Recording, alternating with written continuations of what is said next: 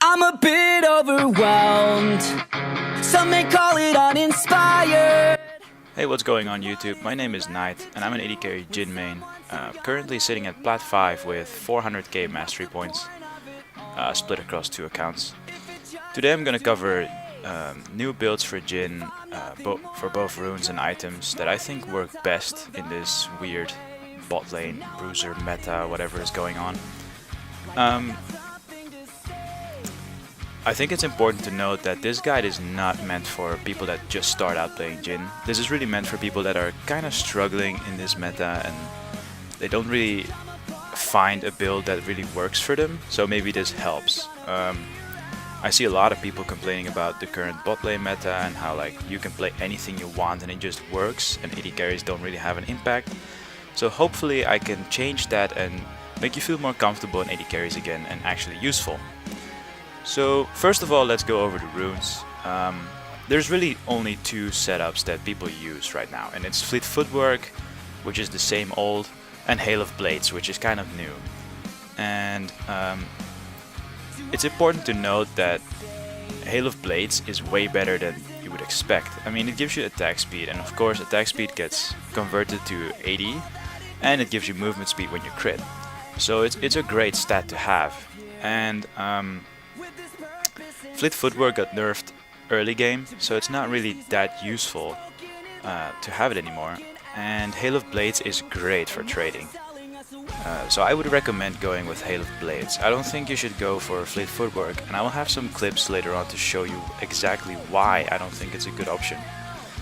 To put things into perspective, Hail of Blades at level 1 will give you 14 AD as soon as you auto attack someone. And the great thing about Hail of Blades is when you auto attack, it immediately applies on your first auto attack. It's not like you have to auto attack and then it triggers and then you can auto attack 3 times for the buff. No, it immediately applies to your very first hit. I'm not sure if many people know that, but this is what makes the rune so great. There is no wind up time. It immediately applies to your very first auto. And to like put things even better, it's like if you go Stormrazor first, like you want to go Stormrazor first item because it synergizes so well with Hail of Blades. Because when you crit, not only does it of course trigger the movement speed from your Hail of Blades attack speed, but it also triggers Stormrazor's passive movement speed, and everything just blends together very nicely. And that's why I want to go over items really quickly. You want to rush Stormrazor into Static Shiv. And this is weird because people usually rush Stormrazor into Rapid Fire Cannon. But this is kind of my own twist that I gave to it. I prefer Static Shiv. Why? It makes you a lot more comfortable with CSing. It gives you a lot more pushing power. It just overall gives you more pressure on the enemy. And I don't really feel like I need the attack range from Rapid Fire Cannon. I feel like I can always get in range anyway. You don't want to really be frontline, because I feel like when you go Rapid Fire Cannon you have this habit of just walking up to people and trying to auto them. I feel like that's a bad habit. You kind of want to sit back a little bit more, especially with all these bruisers running around. You want to just take a little bit more passive approach until you really pop off. And currently what I'm also abusing, or like abusing, whatever, like Stormrazor gives you a guaranteed crit on your first auto. And Rapid Fire Cannon magic damage cannot crit, obviously. Like it will just do its flat damage, but Static Shiv can crit. And I just thought to myself, why not? If like Stormrazor makes me crit every first auto, why not just use Static Shiv? Because it's obviously gonna do more damage on your first auto. And it actually does way more damage than you'd expect. Like as soon as you get your Stormrazor Static Shiv combo, you just really notice how much damage you do. Like you can literally halve someone with just an auto and a bouncing grenade. Like it's absolutely crazy. Now, before you go like, oh my god, this is awesome, like this should work just fine, let me just go into like a couple numbers here. Hail of Blades at level 1 gives you 1480, which basically makes it far superior to Fleet Footwork for early game and trading. On top of that, going Domination Sorcery gives you 1280 flat. If you go Precision and Sorcery, for example, like the normal standard page, you get 680 and 9% attack speed. You will end up level 1 with 580 less than you would with a Domination page. On top of this, the damage with Fleet Footwork at level 1, let's say you do a trade, so that's like the 3rd shot and the 4th shot with a bouncing grenade. Like that's usually the trade you can pull off. It will do roughly 223 damage on a target with 19% damage reduction, which is like average for an AD carry.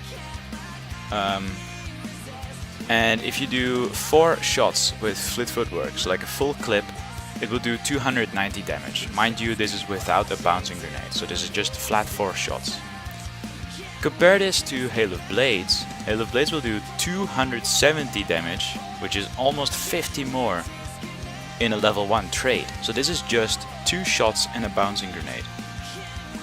And a full clip with Hail of Blades will do 347 damage, which is 57 more damage than with Fleet Footwork. And these are massive differences.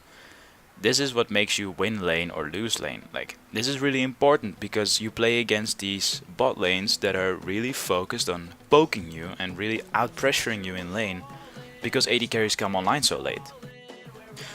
Now, I really don't think there's much else to cover. You will just have to wait and see for yourself. Like, just try it out.